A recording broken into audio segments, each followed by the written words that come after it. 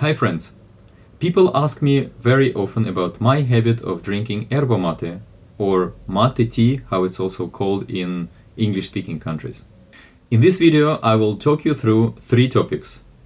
Why it's cool to drink yerba mate, 2. Which equipment would you require, and 3. How to prepare it and how to drink it. I usually prepare my yerba mate around 8:30 and drink it throughout 2-3 hours until 11 o'clock. These are my most productive hours of the day, where I focus on my top number 1 priority in studying, in writing, or in working. So let's start with the first topic. Why is it so good to drink yerba mate? Reason number 1, it is a great replacement for coffee. It has caffeine inside, but it's not that aggressive towards the stomach. Second reason, it's kind of super cool and chilled and creative. I don't know. I drink it throughout these 2-3 hours in the morning, and you can pour hot water from time to time into your mate can and take a sip and then continue working. And reason number 3, yerba mate is actually, as also other types of green tea, it's really great for digestion. Now let's talk about the equipment which you will require. The first item is the mate cup. The original one is the gourd. It's a type of pumpkin. So they clean it from inside and dry it, and then you can put mate tea inside, drink it. It's fancy, it's original, but it's not very practical because it requires like quite a lot of maintenance. It's just a natural material, yeah. They are usually sold with this base. The base is required. I mean, you can take it out, yeah. The base is required because these gourds or pumpkins, they don't have a flat surface, so you cannot basically put it on a desk. The second type is a glass mate cup, which I personally prefer. It has this fancy design outside. It's a glass inside. You can easily clean it after drinking, and it dries also in no time. They are also sold together with the base, so you can put it like that, yeah. But this base is not really required because these cups, they have a flat surface here, so you can easily put it on a desk. And the third type is a ceramic one. I have that one. It's pretty big, so if you sit with friends, you can add a little bit more mate tea here and like give it in a round. This is what people do in Latin America very often. For me, for the daily purposes, for working or studying and so on, this one is a little bit too big, so too much mate tea, I cannot drink that much. And the side tip, always keep a couple of napkins on your desk, just in case a little accident will happen. You will be able to clean stuff very quickly. So the second item you will require is bombicha. It is a metal or wooden straw. The original ones were made of wood, but they are not that practical in terms of maintenance, so people normally buy a metal one. Yeah. And a third essential is a thermos bottle. You can get it in every shop, pretty cheap. It is required to prepare hot water, put inside, keep it on your desk, and from time to time you will pour it into your mate tea and drink it from the mate cup. The next topic, how to prepare mate tea. You take a mate cup, an empty one, you put the several spoons of mate tea inside so that it's like, yeah, more or less up to like here, yeah. Not completely at the top, but like something like 1 or 1.5 centimeters below the edge. Then you put your palm on top and you flip it 180 degrees and then you turn it back. The idea of this move is that the small particles which are at the bottom would move like a little bit higher, so that when you stick bombicha inside, these small particles will not block holes and it will be comfortable to drink. The next step is to pour a portion of cold water into your mate tea. So for this purpose, you flip your mate cup a little bit on the side, like shake it a little bit like that, yeah, and you will have like a kind of a heel, yeah, with the hole on top. So here you can put your bombicha inside and then and then push it towards the bottom, so that you have it like diagonally in your mate cup. Now you can pour the cold water along the bombicha down there into the mate tea. What is the purpose of this move? The purpose is to prepare mate tea for hot water. If you don't do that, the tea will be, so to say, surprised, and it will get bitter. This is what you want to avoid.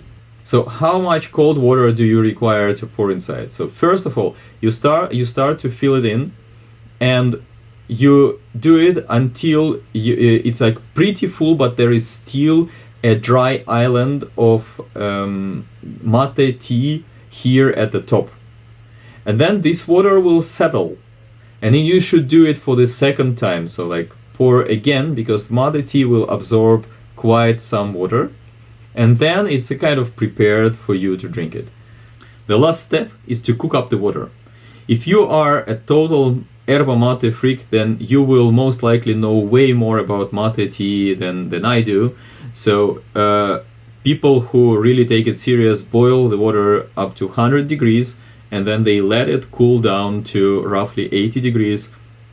No way on earth you add cold water into that. You just wait until it cools down. Yeah, this is not very practical in daily life. That's why the best solution is to have a kettle where you can regulate the temperature, and the preferred temperature is between 80 and 90 degrees.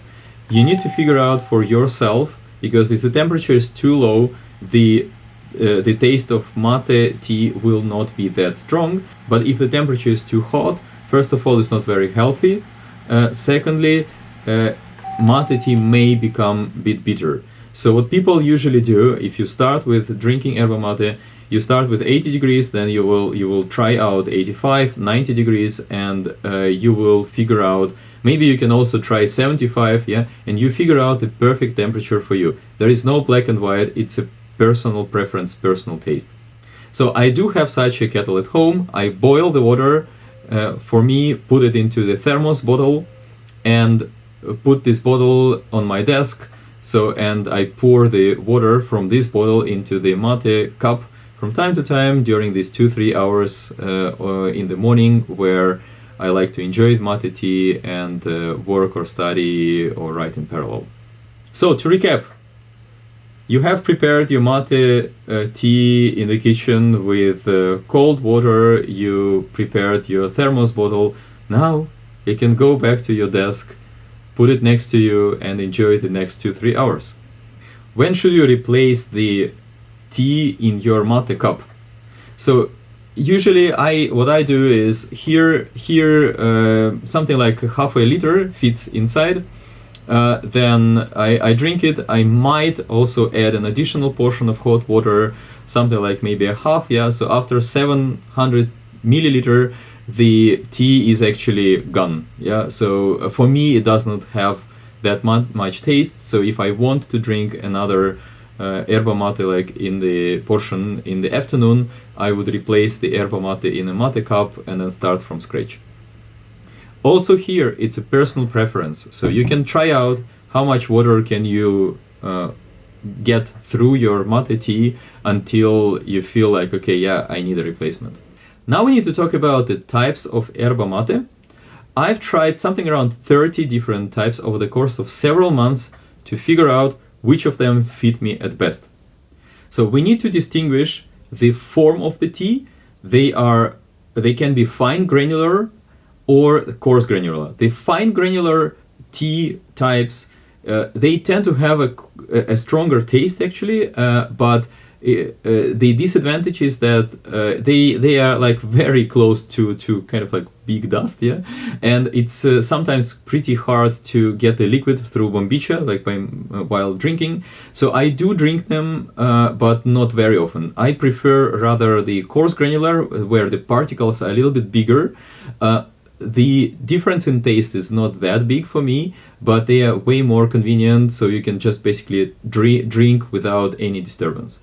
Now, regarding the taste, yerba mate tastes very different depending on the country of origin, Argentina, Chile, Uruguay, and so on. And even within these countries, the types of yerba mate taste also differently, because it's a combination of vegetation, and there are those who have more caffeine inside, less caffeine. There are additions like ginger, lemon, and so on. There are also roasted types.